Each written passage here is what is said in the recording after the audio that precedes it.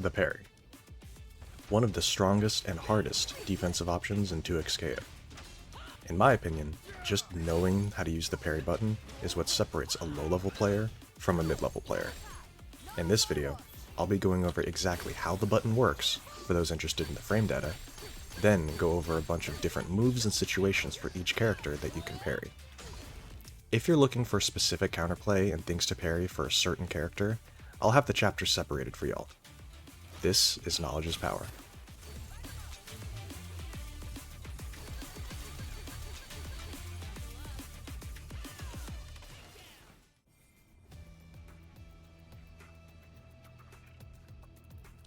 By pressing light and heavy at the same time, or using a designated parry button, you perform a standing parry. It costs 1 bar of meter to perform, comes out on frame 1, lasts for 10 frames, and has 38 frames of recovery.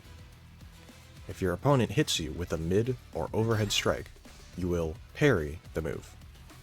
A successful parry will result in you getting the bar of meter back and leave your opponent wide open for a full second, letting you get basically whatever hit you want in that time. But note, after landing a successful parry, the combo you do to them afterward will deal less damage than normal.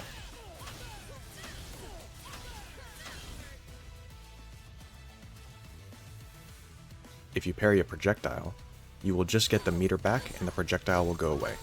Because these don't stun your opponent like strike parries do, there may be times or moves where you have to parry multiple times in a row.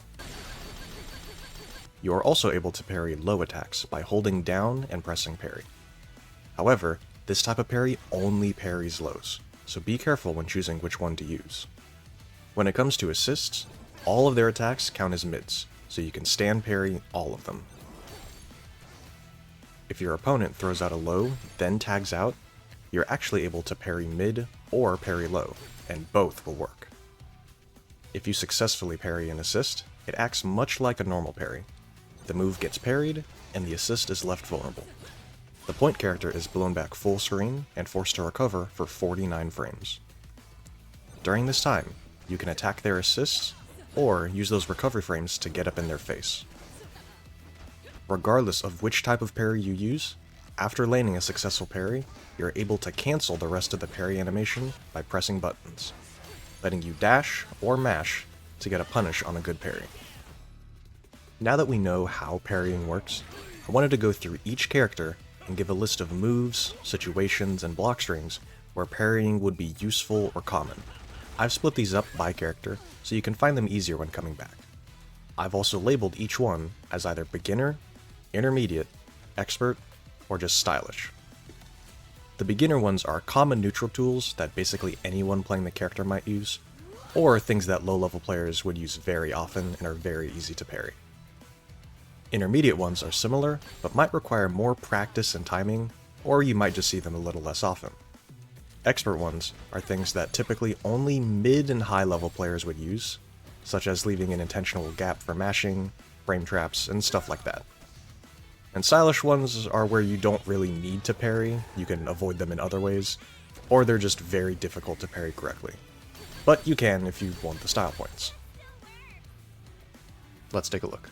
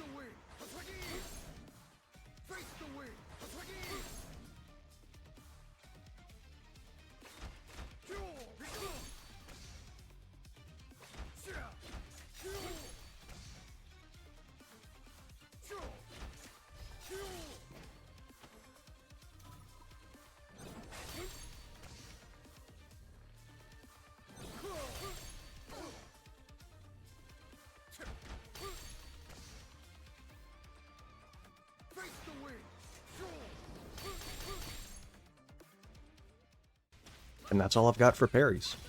I'm just one guy, so let me know if I missed anything for any of these characters, or if you think any of them should be in a different category. I definitely didn't get every frame trap that every character has, so feel free to add something in the comments below if you think it's something that people should know. Shout out to everyone that you're seeing on screen for helping me collect and list all these different moves and situations for this video.